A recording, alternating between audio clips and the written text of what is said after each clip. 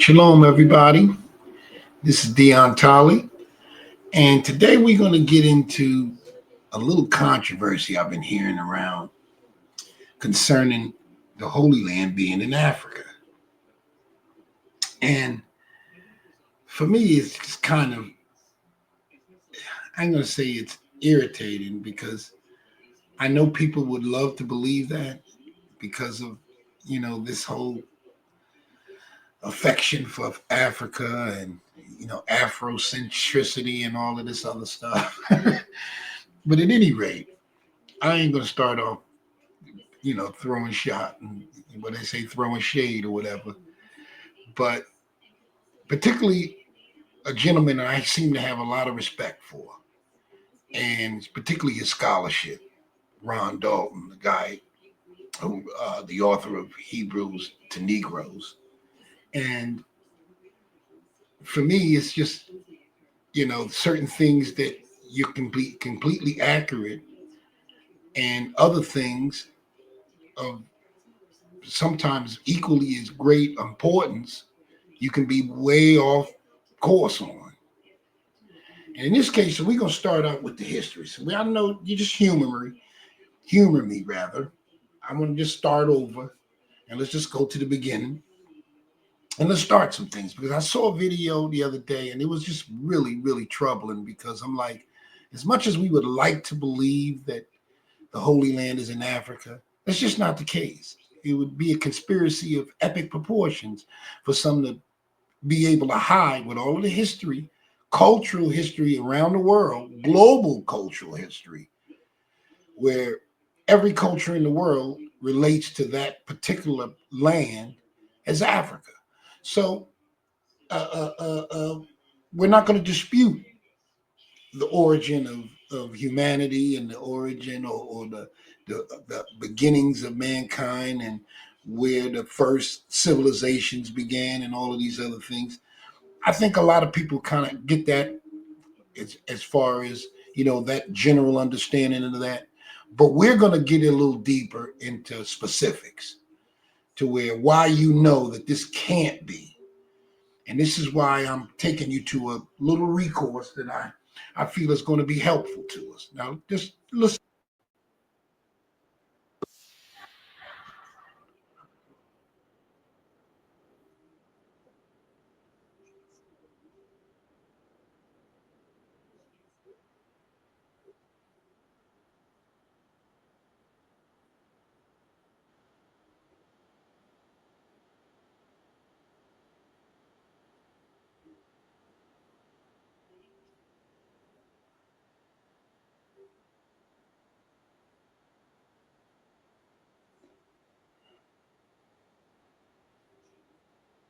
Hear that? Hebrew Israelites in Israel. Okay, just keep that in mind.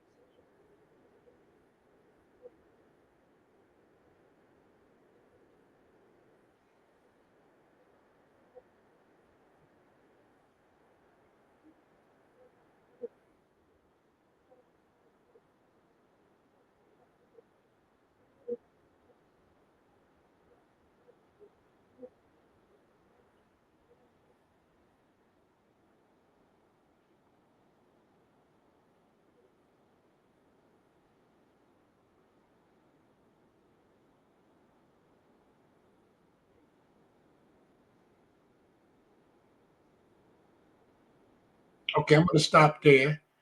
But you get an idea of what they're saying here. So it's not in sub-Saharan Africa. Just cut to the chase. But it is in Africa. It's considered Northeast Africa. A lot of people don't want to deal with that, but that's just the facts. And the thing about it is that your disdain for Europeans being in that land and how they've managed to usurp that whole history still doesn't change the fact that we were driven out of the land according to scripture. And this is the reason why we're all over the world, particularly in Africa. And we could argue that, the land of Cush and that whole thing, that's all scriptural. So let's go back. Let's go back to some scripture. Now let's look at this. This is before the flood, because if we're going to go back to the beginning, we got to go back to the beginning. Now they're saying that in the beginning, that they're saying that the whole earth was of one language and of one speech. And he says, and it came to pass that they journeyed from the east, that they found a plain in the land of Shinar. So in other words, if we're journeying from the east, then that would put Asia in play, wouldn't it? If we're talking before the flood now. And if this was a situation where the whole earth was of one language and one tongue, then it kind of gives you a different understanding of what we've been thinking about as far as, the cradle of civilization. And, all mankind began in Africa. The Middle East is Northeast Africa, and we know that's to be the fact. Then that means that you have to revisit your understanding of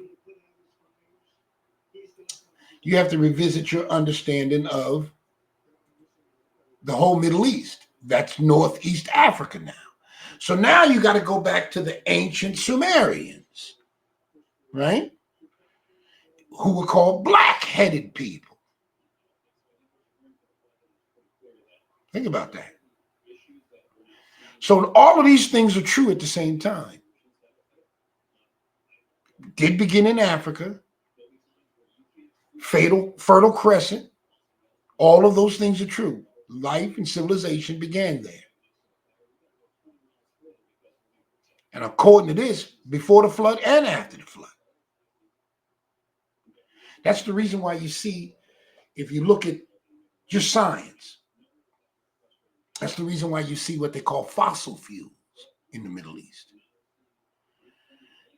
And in sub-Saharan Africa, not so much.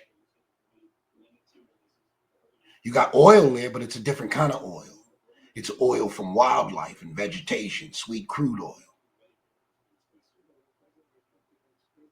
I remember hearing stories of them in Nigeria putting the oil directly into their cars. The stuff that was coming out of the ground from when Exxon and them were drilling and trying to exploit them. And they end up learning the technology and doing it themselves. But this gives you an idea that this kind of oil showing from the dinosaurs and all of the different things that we know of that lived on this planet, the concentration of the fossil fuels are in the Middle East, so-called. And as we know, is now Northeast Africa. I don't know why that's a tongue twister, but it is. Northeast Africa. All right, now let's look at these. And these people live between the Tigris and the Euphrates River. All right. Now we went west. If you're looking at the Euphrates, let's see if I can get a map.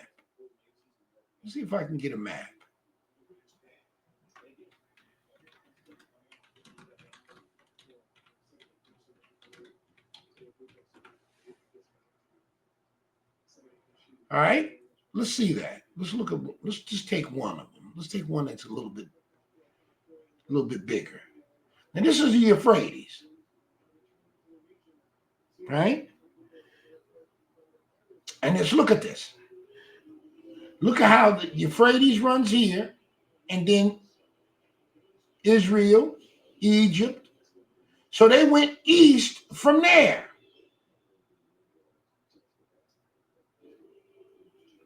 Which is really deep, because if you're looking at Ararat, where the mountains with Noah, which is approximately in that area, you could say they went east from there.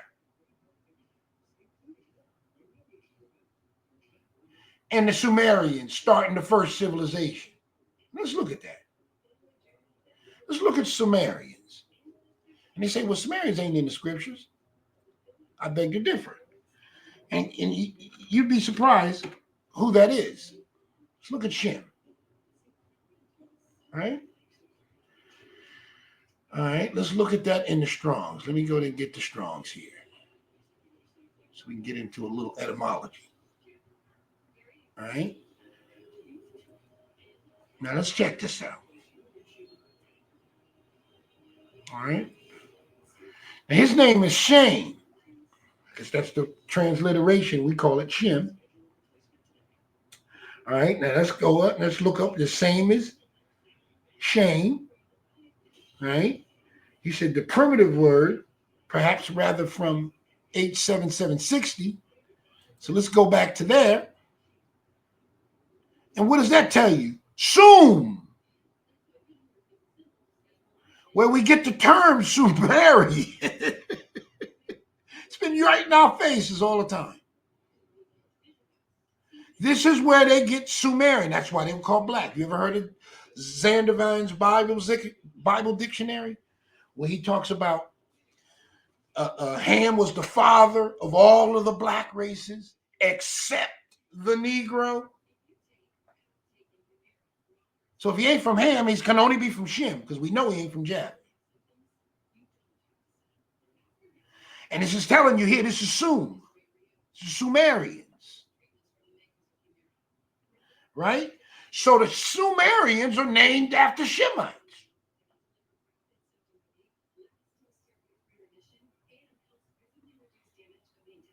Transliterations are a terrible thing, because it can be skewed in anyone's favor who has the power to do so. And they were called the noble ones. And you see this, there's a lot of this. They said they were non-Semitic. See that? These are the people who are in control of everything. I just proved to you in the scriptures, the root is Sum.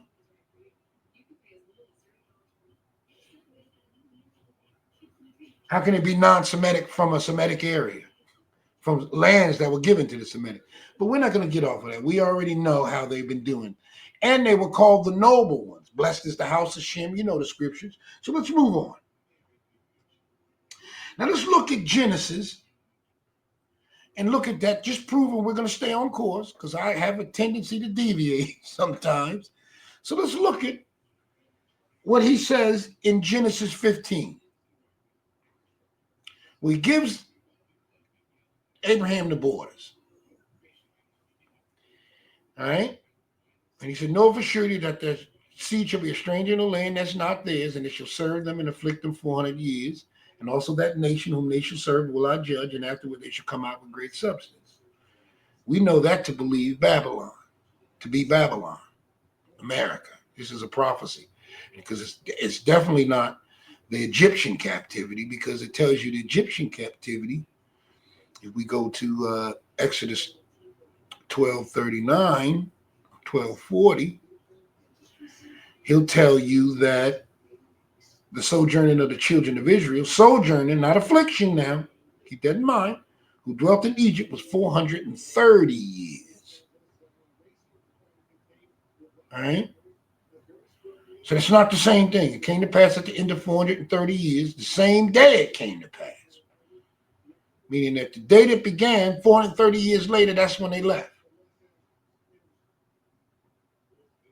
Okay, so let's go back to Genesis. And he told them,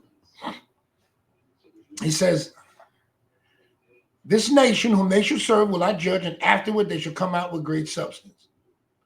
So where are they going? He's going to tell them about the borders that they're going to come out to. And this is not in that, but you notice from the story that this was the land that he was given. He was telling before any of these, either of the captivities, ours or the first one with the Egyptians.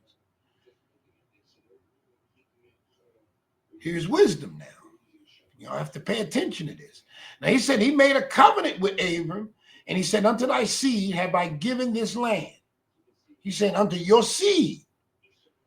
So this is not religion. This is not schools of thought, institution. This is your seed. What comes from his loins. He said, from the river of Egypt into the great river, the river Euphrates. And these were all of the Canaanites that occupied the land there. And contrary to what people believe, Jason's name, meaning supplanter, means to pull something up by the roots. And who do you think he was pulling up by the roots? These Canaanites. All the way up until David. Beginning with the 10 sons. Because Joseph and Benjamin were too young at the time. Read the book of Yashar. Give you the whole story. But you see that? From the river Egypt to the great river Euphrates. So let's go back and look at that. Let's go back and look at that. So he's saying from here to here. From here to here, and civilization began over here. Y'all paying attention? He said, well, what about Africa? All right, well, let's move on to Africa then. Let's move on to sub-Saharan Africa, because this is all Africa now. According to that video I just showed you, this whole area here is the tectonic plate, shows that this continent, which I would imagine the continent shifts at this Euphrates River. That changes the continents. Don't argue with me, argue with the Most High. He made the earth. All right, but at the end of the day, this is the borders he gave them. And if you notice anything about, if you know anything about the history, all of the Canaanites, this was called the land of Canaan. And they took all of this back. These are all new names. For the children of Israel, in order to accommodate the 10 tribes, or the 12 tribes rather, excuse me, you needed a land big enough to accommodate them.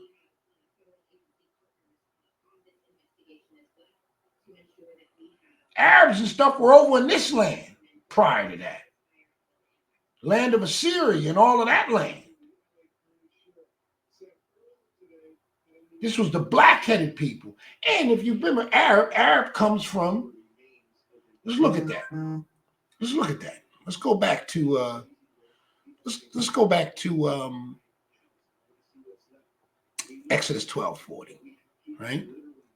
Let's go back to Exodus 12:40 and let's look at what he says here. He says, now a mixed multitude came up with him. Let's go back. Then I'll go to the Strongs afterwards. I'm getting ahead of myself. I'm trying to make this a short video. He said, now the children journeyed from Ramses to Succoth, about 600,000 on foot that were men besides children. So you're figuring adding them up, 6,000 men, 600,000 men, women. So it's probably looking at it between, 1.6 to 2 million people. Probably more, because it says a mixed multitude also went up with them. Now, what's a mixed multitude? The mixed multitude, let's go to look at that word. Now, mixed. Arab. Right? It says a mixture, a mongrel race, Arabia, mingled people. So he's saying the Arabians come from this union of Shem, which is Abraham, and Hagar, which was Ham. That was a mixed race. That's why you got such a wide array of colors when it comes to Arabs. Got the light Lebanese looking ones, which are closely white, and you got the Yemenis that are dark and darker than me. You almost look African in pigmentation. So we understand that. Okay, so let's continue. Let's go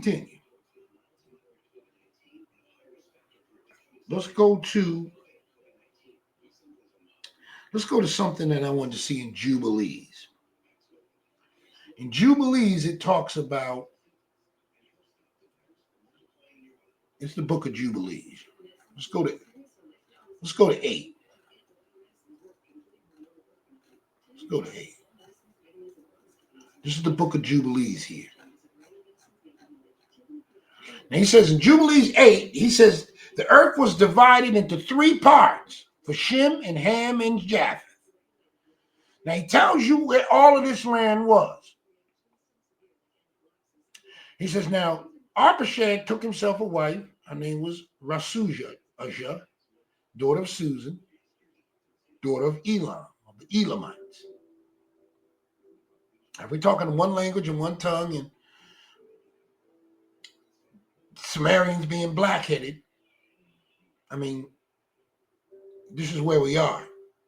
And when we understand after the flood, the mixture of the evil spirits that were, that's a whole nother story, but it became what we call the Neanderthal man. That's a whole nother study. I advise you and you know what I mean, compel you to look into it. Very informative information dealing with that. And when you act upon that, fallen angels who were disembodied spirits after the flood, and how they was mating with the animals, and the whole 9 yards. I can get into it, where the shaggy goat and the Esau and the Horites and all of that, but that's a study for another day. But now let's look at where he's saying that. Now you're dealing with all black people, and he said now he found the writing from former generations carved on the rock, and he read that was thereon. What was thereon, and he described it, transcribed it, and sinned owing to it. For it contained the teaching of the watchers in accordance with which they had used to observe the omens of the sun and the moon and the stars and all the signs of heaven. And he wrote them down and said nothing regarding it, for he was afraid to speak to Noah about it, lest he should be angry with him on account of it. Now you're talking about Shemites here. Elam is a grandson of Shem, a great-grandson. Okay? So you're talking black people here. And a black person found these writings of the watchers. Right? That's why the Sumerians were into all of this crazy stuff. To where we don't even want to owe any relationship to them. We don't want to owe up to nothing. We don't know them. We even let them get away with changing the depiction of them in their images and what their appearance was. It's because, we have to admit it. If we are the original, then most of the sins committed were because of us. The Shemites were the first ones doing. You talk about this was a Shemite doing this. But let's stay on track. Now he said, in these days, he said, now she bare a son, and his son's name was Peleg. For in the days he was born, the children of Noah began to divide the earth among themselves. For this reason, he called his name Peleg.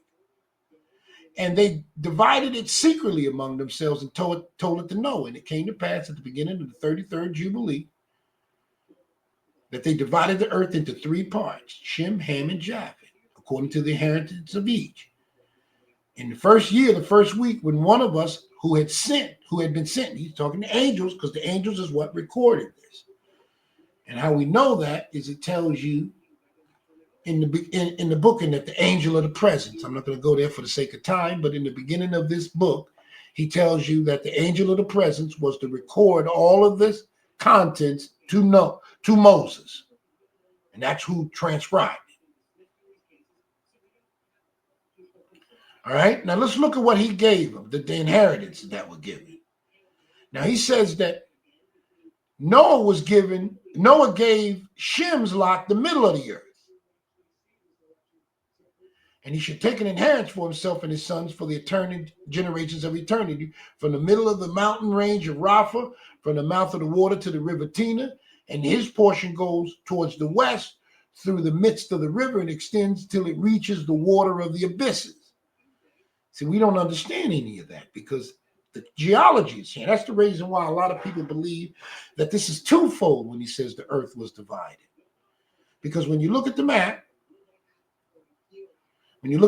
of the earth, how, if you want to see a whole one, atlas of the world, let's put the world in, right? And you see how all of these countries, continents, look like they were all one landmass. Like you could move them over and put them into one piece. Like this fits ergonomically into that. That fits ergonomically even to the beak. You can push the beak over there. I mean, it seems to have been one big landmass. Now, when you do that, you'll discover that it is the middle of the earth. When you push them all together. So let's keep going. We're at Jubilees. Now he's saying now Shem's, he had the middle of the earth. And I wanted to get down to where it says that, and it extends to Carousel. This is the bosom of the tongue which looks towards the south. And his portion extends along the great sea. And it extends into a straight line till it reaches the west of the tongue which looks towards the south. For this sea is the tongue of the Egyptian sea. So he was given, and we're not going to get into that because I'm not really into the geography as far as that, because you have to imagine too much because of the earth going back into when it was one big landmass. You can get confused with it, how everything is kind of transformed there, and you can only guess. But at the end of the road, what I'm saying is that his land was in the middle of the earth. So that means that east of that, let's look at what was given to Ham. Right? He said, now Ham came forth the second portion behind the Gihon towards the south, to the right of the garden. And it extends toward the south, it extends to all the mountains of fire, which we know of is they call the mountains of the moon, mountains of the fire. That's in Africa, East Africa, Southeast Africa. Let's look at that. Let's look at that. The mountains of the moon are right here in this location. So that means if he was given a straight line this way, which I don't think it was vertical, I think it was horizontal. I think Shem's land and being in the middle of earth was given all of this land up here. All this land up here. And sometimes you can skip because Egypt wasn't given to the land of the Egyptians. And this was good.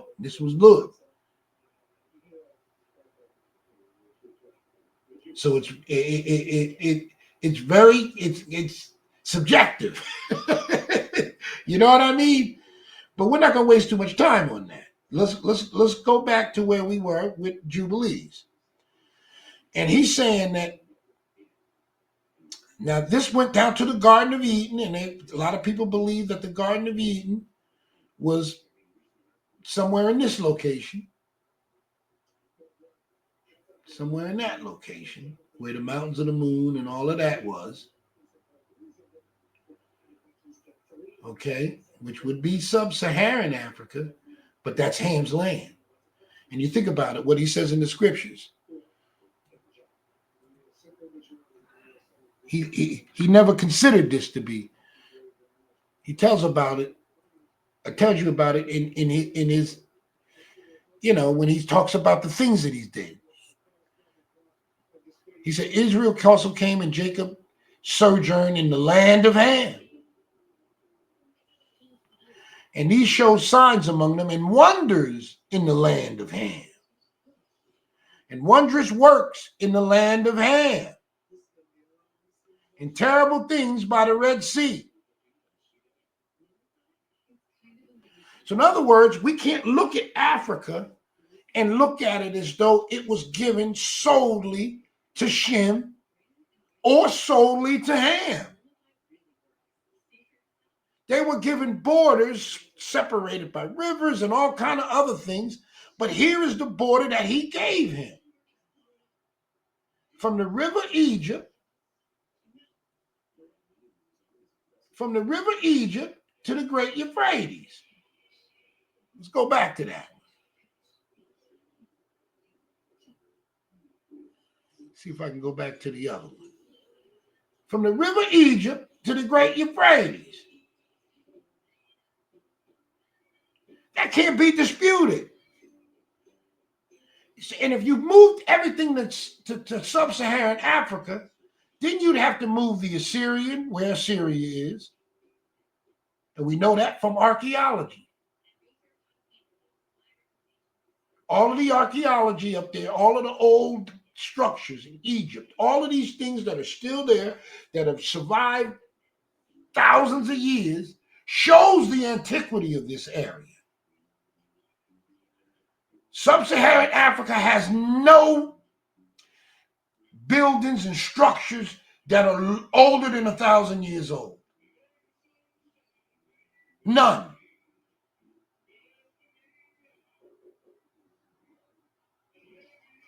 And there was always different events that went on, like the Great Tsunami of 365, which changed the whole dynamic of this area. It was a great tsunami, and that's a whole nother scriptural thing as far as prophecy about the devil letting out a flood and the earth opening up its mouth and swallowing up. This is a Revelation prophecy.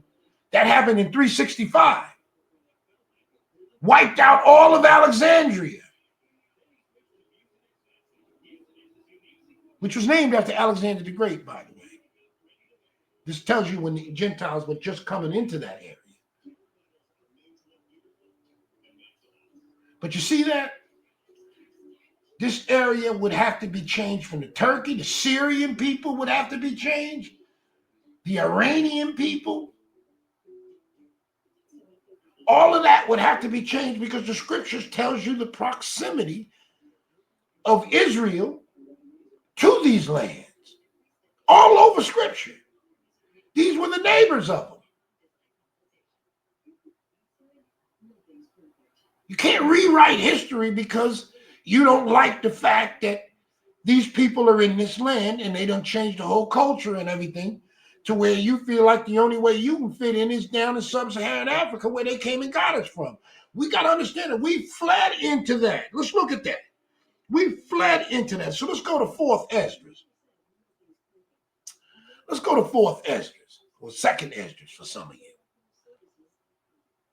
And I believe it's in 13. Okay, here we go. It is 13. All right. Now this is chapter 13. And this is the children of Israel being described by the Most High to Ezra, or the angel to Ezra, about what happened after the Assyrian captivity. And he says, he will reprove, and this is all prophecies, I will reproach them to their face with their evil thoughts and their torments, which they are to be tortured, which are symbolized by the flames. And I will destroy them without effort by the law, which was symbolized by the fire. And as for your seeing him gather him to himself another multitude that was peaceable, these are the 10 tribes which were led away from their own land into captivity in the days of King Hoshea, whom Shalmaneser, the king of Assyrians, led captive. He took them across the river, and they were taken into another land. But they formed this plan for themselves that they would leave the multitude of the nations and go to a more distant region where mankind had never lived, that there at least they might keep their statutes, which they had not kept in their own land. That's the reason why they didn't keep them in their own land, and they went to South Africa with the intentions of keeping them there. And you got some people who know remnants of their history and their genealogy and all that, but they didn't keep them there either. That's why the cultures are all over the place in Africa, worshiping different gods and different kinds of rituals and different kind of spiritual wickedness that we're not even going to get into. But the dominated is Christianity and Islam, so we're not going to, notwithstanding that, we're not going to get into, you know what I mean? But it is basically rooted in them, just like it's always been, to where they'll take the religion of the state, but each one of them will have their own personal gods or their own personal way of looking at things. You know what I mean? Like it talks about in 2 Kings when the Pharisees, or what he calls the people of Samaria, not Sumeria, but the Sumerians came in there, which is named after a Canaanite tribe, Zimmer. That's a whole nother issue. And that's why they put those etymologically in order to confuse you with Samaria and Sumer and the Shemites and the Sumerians. And let's look at that. Let's look at the sons of Canaan. So we know that is, let's see, the Table of Nations. Let's go to the Table of Nations. Let's expand this a little bit too. Let's go to the Table of Nations, chapter 10. Okay. I don't know why I'm getting off on a tangent again. I feel it coming on. The Zemarite. So let's go to that. All right. Right. Samari. See that the T is silent? The Samari. You see that? So this is where they get Samarians. And the Hamathite. See that? Why do they call them that? Because a lot of people believe the Canaanites, in terms of the fallen angels and the remnant and the giants after the flood, they came through the Canaanites, who were Hamites.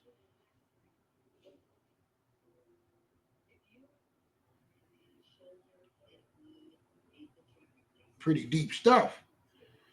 But let's go back to where he's saying that. Now let's go back to now. It says now, they formed, he said he took them and they formed this plan for themselves. They went, and he said, and there at least they'll keep the statutes which they had not kept in their own land. And they went in by the narrow passages of the Euphrates River. So all of you, I ain't gonna call you dimwits, but it's really, really peculiar how somebody could be so far out in left field to say that America, that they made it to the Americas from the Euphrates River. And he said from that time, he performed signs for them. Why? because it's impossible for them to go over to America without them having ships. You ever heard of that? Ships before? They don't mention ships here. It tells you here he performed signs for them and stopped the channels of the river until they passed over, which means they were on foot. And through that region, there was a long way to go. A journey of a year and a half. And the country is called Azareth. Some people believe it's Morocco. Modern day Morocco, right up above sub-Saharan Africa, or the Sahara Desert.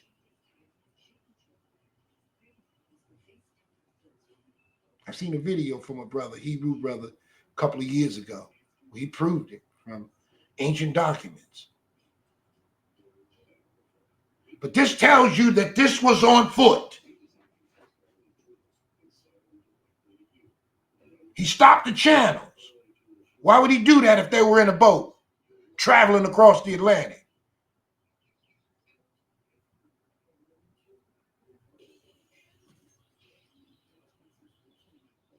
And he says, then they dwelt there until the last times, and now when they are about to come again, the Most High will stop the channels of the river again, so that they may be able to pass over. He's talking about when he gathers us.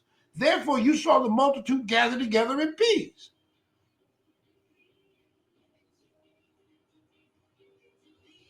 He said, but those who are left of your people, who are found within my holy borders, shall be saved. Therefore, when he destroys the multitude of the nations that are gathered together, he will defend the people who remain. So this was a story that was a caveat to a prophecy that he was explaining and dealing with Esdras with. See that? All right, now let's look into some historical evidence, right? So let's look into some historical evidence where the Most High says that this will also prove it. Let's go to Daniel 9:25. Let's go to Daniel 9:25. Let's see what that is. Let's see what that's talking about. Right?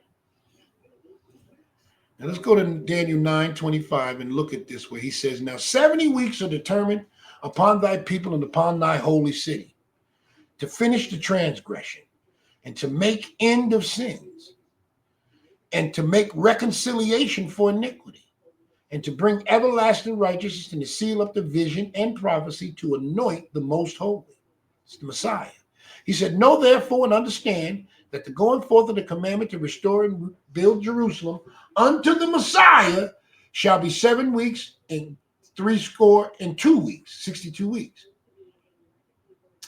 And the street shall be built again, and the wall even in troublous time. And after 62 weeks shall Messiah be cut off, but not for himself, and the people of the prince shall come and destroy the city and the sanctuary. And the end thereof shall be with a flood. Remember I was talking about a flood? That's great tsunami.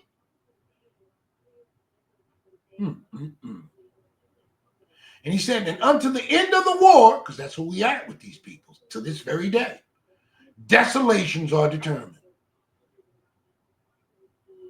And he shall confirm the covenant with many for 1 week. And in the midst of the week, he shall cause the sacrifice and the oblation to cease. And for the overspreading of abominations, he shall make it desolate, even until the consummation that determined shall be poured upon the desolate. Now that right there is scriptural in terms of the timetable, but this is basically describing the abomination that maketh desolate. Because this pact that they had with the Romans, remember, the prince of the people shall come and shall destroy the city and the sanctuary. Where did that happen in South Africa? Where is the archaeology of any of this happening in sub-Saharan Africa? Which one of them? Burkina Faso, Nigeria, Mali, Niger, where? And how come the people don't know about it? And these people live in huts. There was never any built sanctuaries that are going back 2,000 years old found here. The oldest one is in what do they call that? In East Africa, where not the Al Aqsa, what they call it, that shaped like a cross and it's underground, and they date it back to about the 12th century or the 8th century, whatever it was.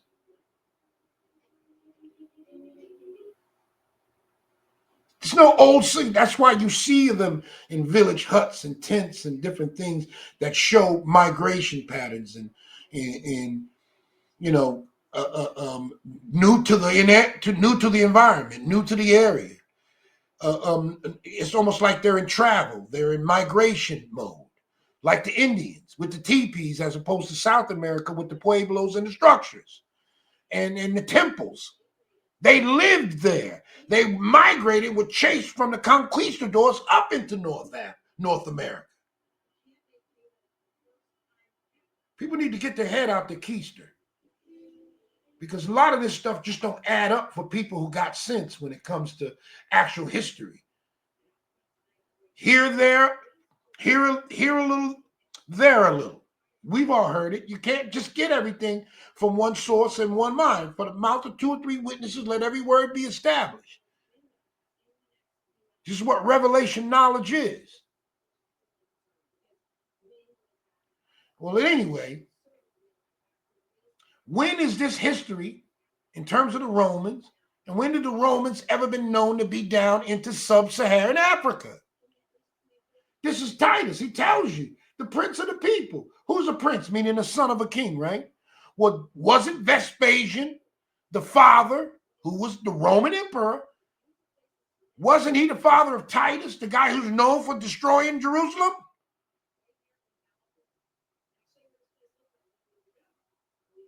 I mean, come on. A lot of this stuff is just ridiculous. And he says that he parted my land. Where is that? This is what that brother was talking about. Let's go back into that. Let's go back into that. Matter of fact, I'm going to go a different route. Let's go into the scriptures where he talks about it. Parted. Let's look at that. All right.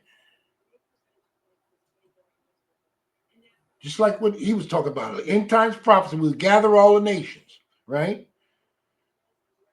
And he said, behold, the days, in those days and in that time, when I shall bring again the captivity of Judah, that's us.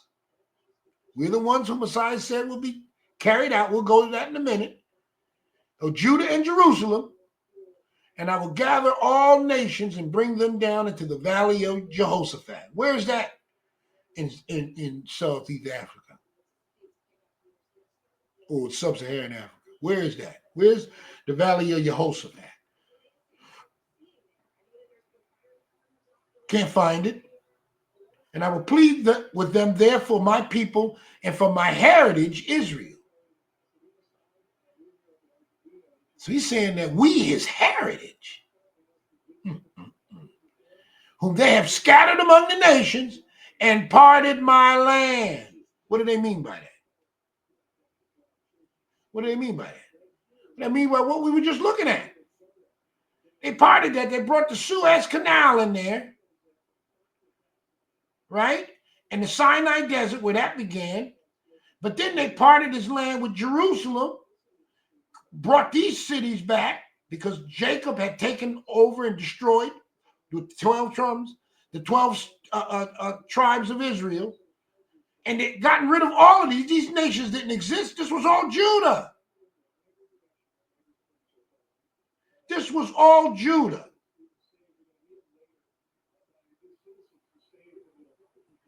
Iraq, Saudi Arabia.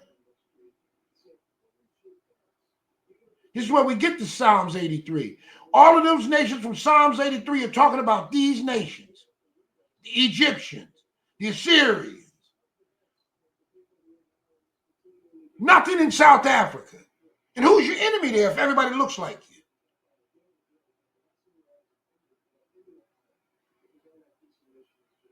And I know that's a kind of a silly rhetorical question, but everybody looks like you. All mingled together in Africa, traveling all throughout the countries.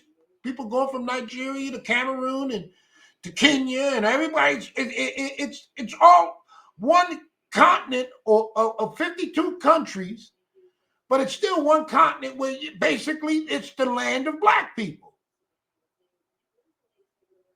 Psalms 83 said that they conspired to erase the holy name of the black-headed ones, or the children of Jacob.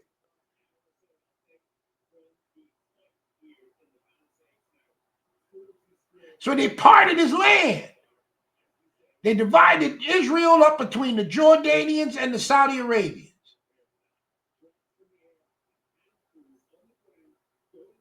And I'm trying to find the scripture where he talks about that. All right, let's see if I can find that. Judah, where he says the land of Judah. Let me see if I can.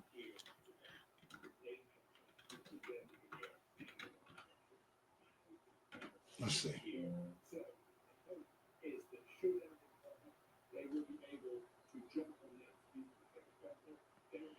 And the land of Judah shall be a terror unto Egypt. That never happened in South Africa.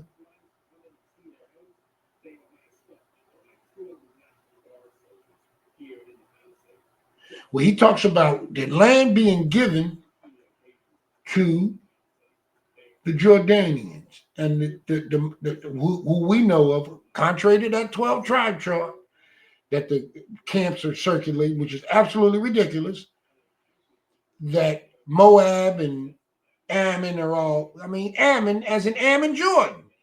Big old bold city right there in your face. All of the history in the scriptures pointing to it, being he was related to Abraham, being his nephew, Lot's nephew. So how would you come up with the Chinese?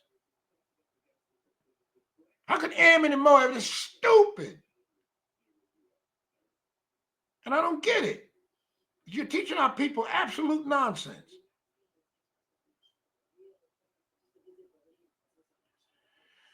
I now want to find this where he talks about the city of Jerusalem and Judah would be divided up and given to the nations. And maybe I'll think about it as we move on. But let's look at another angle of this. Let's look at another angle of this. All right. Now let's look at this. This is about Idumea. Contrary to what people think, Edom is not one place. Edom is everywhere the descendants of Edom rule and control. That could be Germany, that could be Israel, that could be America, that could be England, that could be everywhere they at. Because that's the way the scriptures describe it.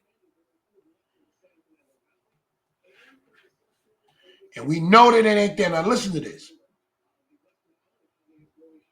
Now he said, therefore, said that Yahweh Elohim, surely in the fire of my jealousy have I spoken against the residue of the heathen. That's Gentiles. And against all Idumea, which have appointed my land into their possession, with joy of all their heart.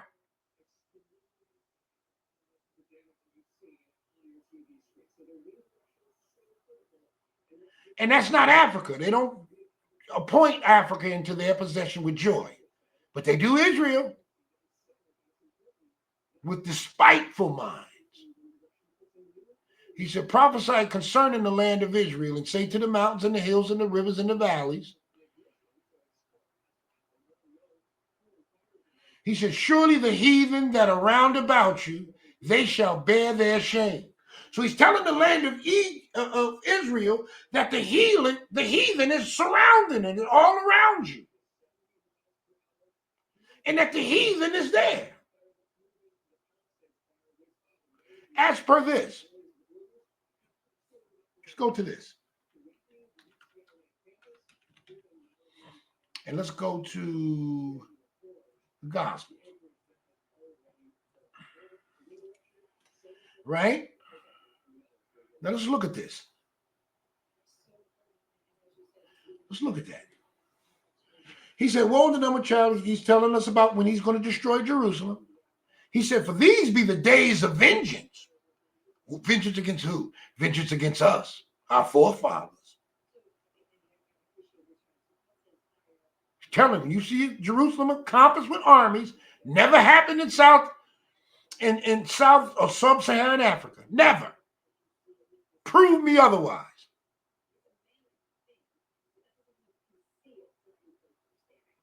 He says, woe to them that are with child to give suck, for in those days there shall be great distress in the land and the wrath upon this people.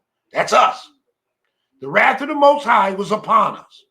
And he said, and they shall fall by the edge of the sword and shall be led away captive into all nations. And Jerusalem shall be trodden down of the Gentiles until the times of the Gentiles be fulfilled, which is now. Show me a country in Africa where this is true. Show me a country in South or sub-Saharan Africa where this exists.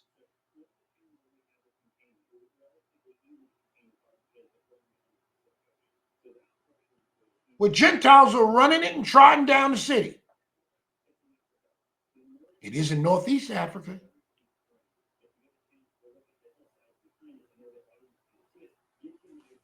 I mean, come on. It's the Messiah telling you this. And let's look at this other thing for all of you other skeptics. Right? Let's look at this. This right here knocks it out the park. There's no way you can overcome this. There's no way you can overcome this. Now he says, now it shall come to pass in that day, this is a prophecy, that the Elohim shall set his hand again the second time. Why is it the second time? Well, because Zechariah, I believe it is Zechariah 12. Let's go to that. Let's go to Zechariah 12. Right? And he shall save the tents of Judah first.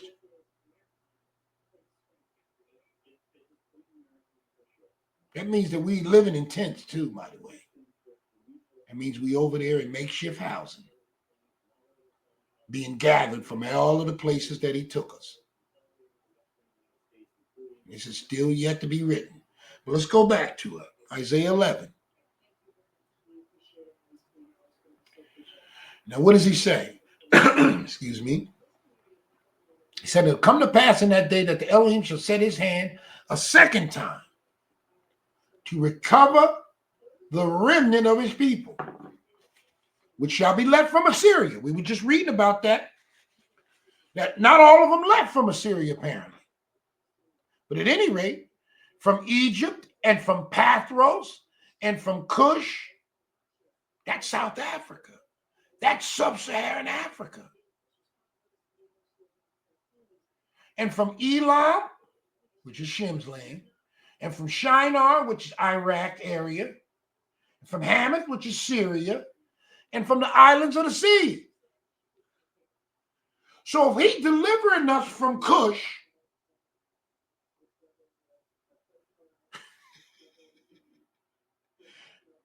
why would he bring us right back? Would he turn around and come right back? Explain that one to me. If he's delivering us from Pathros, all of these places that y'all are touting as far as the Holy Land, why would he deliver us from it and then bring us right back there? It don't make any sense.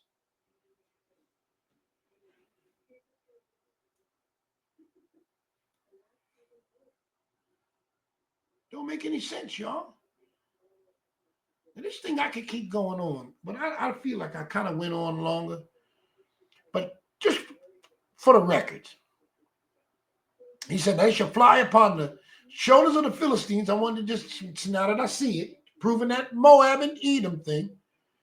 And he said, they shall bear their hand upon Edom, which is the Jews, Moab, Saudi Arabians, children of Ammon, Jordanians. Notice that these three nations are the only nations that haven't been affected by any of the terrorism or any of the other crazy things with America or any of the West and all of that. Remember in the prophecy in Daniel, he said, these three shall escape out of his hand. Same three nations.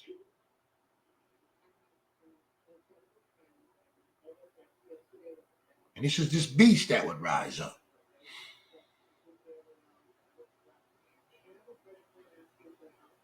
And we were just reading that out of Egypt, in Ezra. He said, there shall be a highway for the remnant of his people, which shall be left from Assyria, like it was to Israel in the day that he came up out of the land of Egypt. Pretty deep. But in this case, he's saying Egypt, but you get the gist. But did you see that? He's telling you that the Egyptian seed, all of this points to the area that we all know, regardless of whether you want to accept it or not. But the world knows this area as the Holy Land. Can't be swole because they kicked us out and took it from us. Doesn't make any sense anyway to fight it. It's just, you know what I mean? But my point before I close is that you're hearing everybody talk about the land because of the African ecology and the agriculture and the plentifulness of resources and all of that, that it has to be Shem. It has to be the Holy Land. And that may be true in terms of all of those lands there, having all of those resources and all of that, but that doesn't necessarily mean it's the Holy Land. It could be Shem and it could be Ham. Yes, it could be. Could be, and I believe it's both of them. I believe the borders were to the degree to where they shared that. But up until the point, as the history shows, they didn't take advantage of West Africa. Let's look, you know what I mean? But my point is, before I get off on a tangent, is when the Most High took them out of that area, he said that the land would rest. Let's see if I can find that passage. Let's go specifically to the prophets. Let's go to the prophets, where he talks about the land will rest.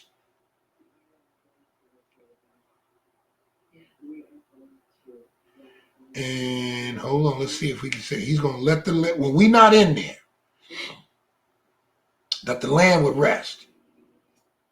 And you know it's resting because we ain't there. We are the life of it. Zion isn't Zion without the people. That's why the Most High prophesies to Jerusalem as though it was a person.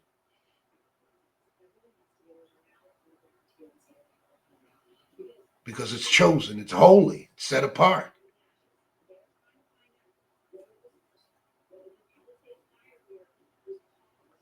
And he said he will give the land rest.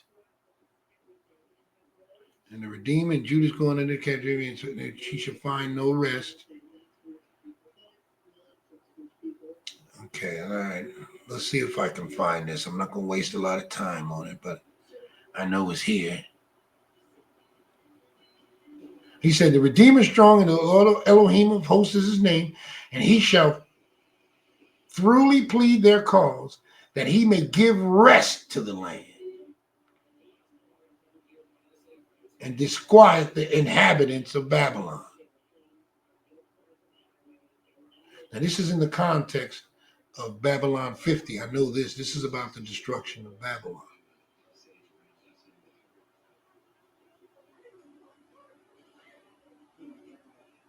It's about the destruction of Babylon.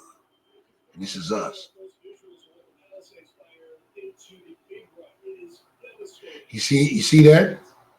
He said, now, for out of the north cometh a great nation against you, which shall make her land desolate, and none shall dwell therein. And they shall remove, and they shall depart, both man and beast. And in those days and in that time, saith the Elohim, the children of Israel shall come, they and their children of Judah together, going and weeping. So this means that the children of Israel and the children of Judah will come together. These are the 10 tribes of Israel, as you know, of Ephraim. And they shall ask the way to Zion with their faces thitherward, saying, come, let us join ourselves unto Elohim in a perpetual covenant that shall not be forgotten.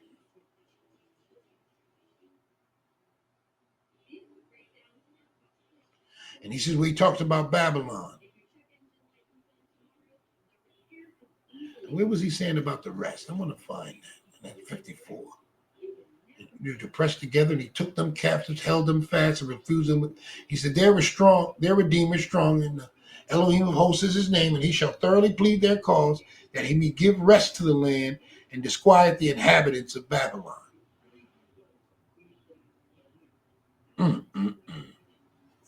That's not quite the one I was looking for.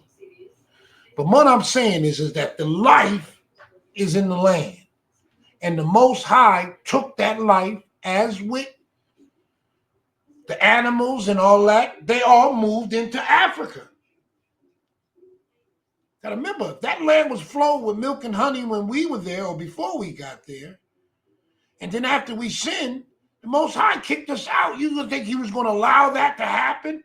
And all of that bounty of beautiful weather and all of that to be enjoyed by those who were in there by sedition?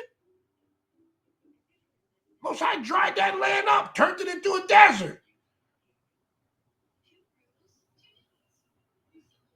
Why are you seeing all of this water coming out of the sub-Saharan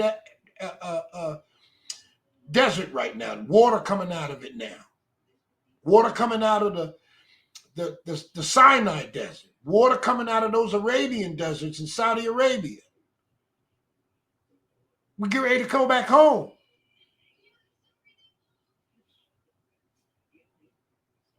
And a lot of those things that are in Africa that the West uses, apparently there are no use for. We don't need lithium.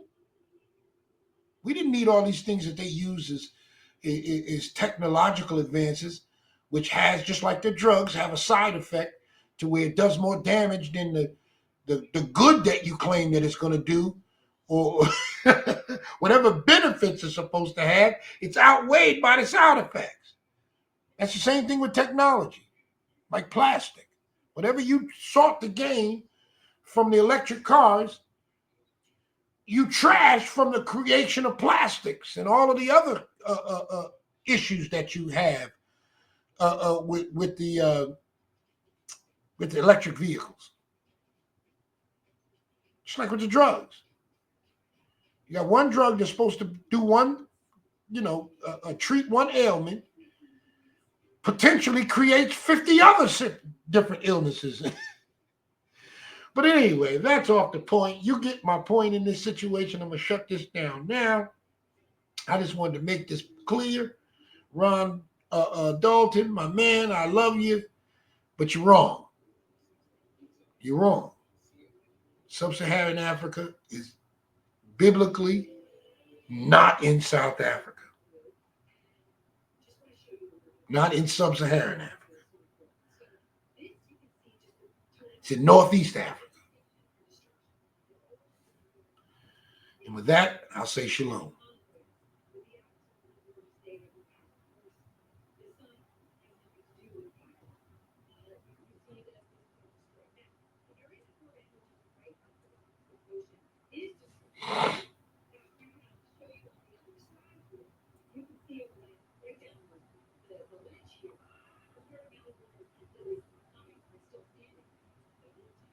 Not ending yet.